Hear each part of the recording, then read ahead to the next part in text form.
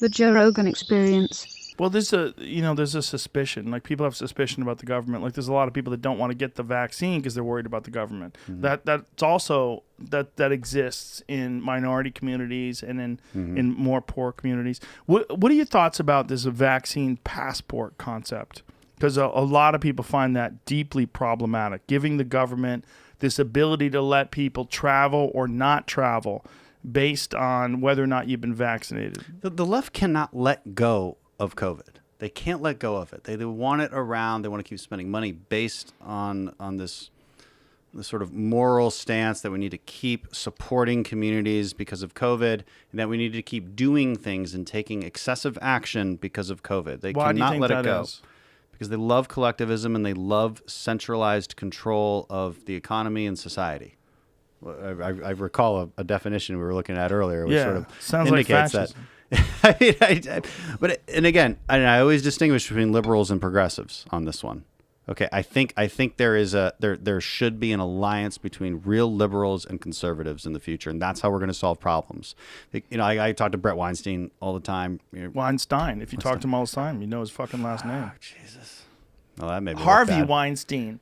Brett Weinstein. All right. Anyway, I think. Anyway, he's like, I'm a hardcore liberal. He's like, I'm a radical liberal, and we just agree on so many things because he's a classical liberal. And if you're going to describe yourself as liberal, you mean in the classical sense in most cases. And you want nice things. You have the sense of compassion, and you want nice things for people. Maybe it's healthcare. Maybe it's to take care of people when they've fallen on hard times. These are good things. These are not bad things. These are not things that conservatives even disagree with. We generally have a different philosophy on how to find solutions for those problems. That's the center, I guess. If we're always like grasping for the center, which a lot of people are, and I always kind of question, like, what do you mean by that? Well, but maybe that's the right way to look at it. Liberals are good at having enough empathy and compassion to see what might need to be changed. Conservatives are good at finding the solutions for that change that maintains the good things that got us here in the first place. You can't burn down all the foundations of a society just because you're not at utopia yet.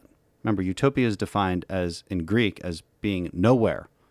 And you'll always burn things down to grasp for that. You can't get to that point. So I think that's the right alliance. I kind of forgot what the initial question was, though. Well, it's all. Well, you're talking about the difference between a classical liberal.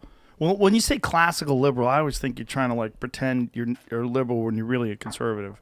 Like, because there's a lot of people that use that term, classical liberal, and it's like, well, what do you believe? Like, it's like things get sneaky. I think there's a real problem with definitions. There's a real problem with, like, you got to focus on the definitions. What Chris Rock was saying, though, about like gangs, like that you have like, I'm a conservative, and I believe you have these predetermined patterns of behavior that people subscribe to, without any independent thinking, without any objective thinking. And it's a real problem with human beings. Like, I think ultimately what everybody wants is what's good for the community. What they want for themselves selfishly, but they also want for their friends and neighbors and loved ones and family members. They want what's good for everybody, but they can't agree in what is good for everybody. And then when people don't have, they look at people who do have, and they go, well, how the fuck do they have? And then some grifter will come along, and they have because they've taken from you. Mm-hmm. And therein lies the problem. Because if you're not educated, or if you haven't like deeply researched the ideas, especially with an objective perspective, you can sort of believe a lot of these grifters, a lot of these people that come along and they say crazy shit like tax the rich or eat the rich, and like, oh Jesus Christ, how did they get rich? You would not taste good. Did they get rich from stealing, or did they get rich from discipline and hard work and decades in the trenches? So because you're dealing with two very different things. Well, classically liberal philosophy would ask that question because there's a sense of justice involved with any question, and that sense of justice is, did somebody infringe on your rights? And what are rights? Well, life, liberty, property, generally speaking, in the classical sense. Now you can go further back in time before classic Enlightenment principles came about in the 18th century. But then you're dealing with feudalism. Then you're dealing with tribalism. Then you're dealing with what I think a lot on the left want to bring us back to, this sort of subjugating people into different identities and hierarchies based on those identities. That's a really bad place to be. They want to bring us back to that moment in history. What the Enlightenment period did was say, look, you can keep dividing people up all day long. Eventually, you just get to an individual. So maybe we should look at how individuals act and then have a really rational structure about how we define incentives and how we define justice.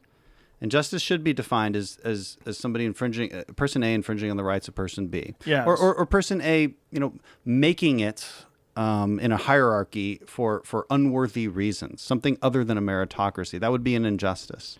Now, I know you said that the left is fascinated by COVID or obsessed with COVID, but we didn't really cover it. Like, what do you think that was about the original question. COVID I got really philosophical. And no, then it's okay. That was the original question. Well, what do you well, think it's about- obviously a bad idea. It's not, and it's obviously a bad idea because like and a lot of the well-intentioned people on the left they're well-intentioned, but they do tend to live like they're still in grad school. And I know because I went to Harvard in a policy school. I went to the Harvard Kennedy School after the military.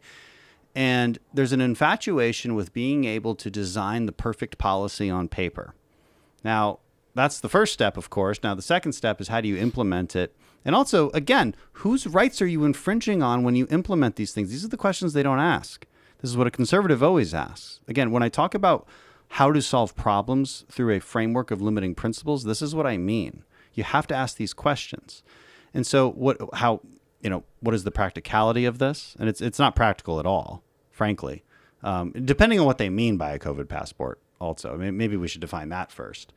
But it's one thing to ask people like, hey, I don't know, wear a green bracelet if you already got the vaccine and you've already had COVID or both or either or.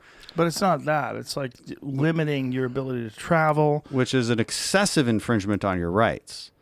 And also, is it really even scientific, given the trends that we're seeing? I mean, no matter how you approach this question, it seems like a really bad idea. When you say, is it even scientific, what do you mean by that? Meaning, we've been traveling for a year without vaccines. In a limited aspect. Some people have. I travel a lot. Limited capacity. Yeah. I mean, it's somewhat limited.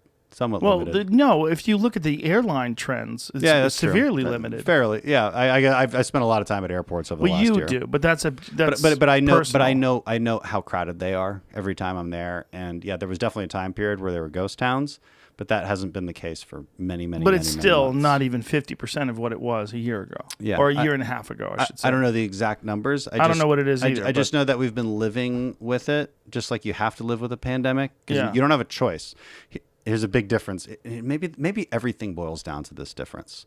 The right believes, look, you don't have a choice. You got to make the best of it. You got to keep living. You got to mitigate risk where you can, but you can't mitigate risk at the expense of everything else. And the left says, no. You have to mitigate risk at the expense of everything else. No cost is too high because if it just saves one life.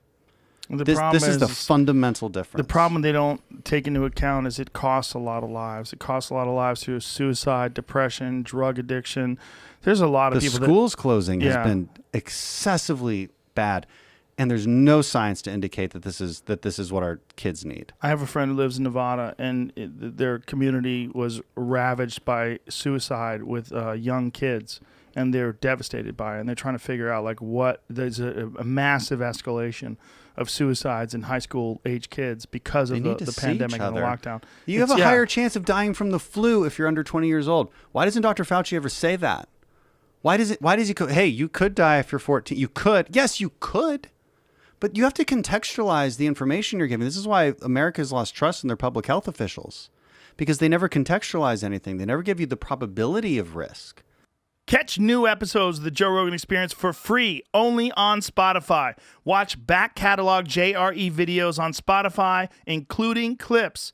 Easily, seamlessly switch between video and audio experience. On Spotify, you can listen to the JRE in the background while using other apps and can download episodes to save on data cost, all for free. Spotify is absolutely free. You don't have to have a premium account to watch new JRE episodes. You just need to search for the JRE on your Spotify app. Go to Spotify now to get this full episode of the Joe Rogan Experience.